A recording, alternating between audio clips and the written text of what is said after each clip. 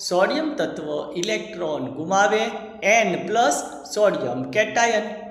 2 8 1 હતા પણ 2 8 1 માંથી 2 8 થઈ ગયા છે, આટલી ખબર પડી ગઈ હશે. પછી ક્લોરીન 2 8 7 એમાંથી 2 8 8 થઈ ગયા, એટલે કે ક્લોરીન પણ આપણે એનાયન બનશે.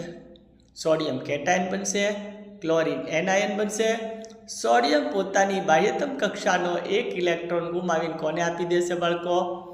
દરેક સ્ટુડન્ટને ખબર પડશે કે આ 1 ઇલેક્ટ્રોન ક્યાં ગયો. જો એરો કરેલો છે, ક્યાં ગયો? ક્લોરીન પાસે.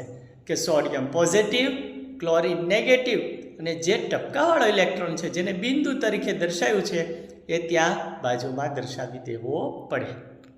તમે જોઈ શકો છો સોડિયમ અને ક્લોરીન આયનો વિરુદ્ધ ભારિત હોવાથી એકબીજાને આકર્ષે છે.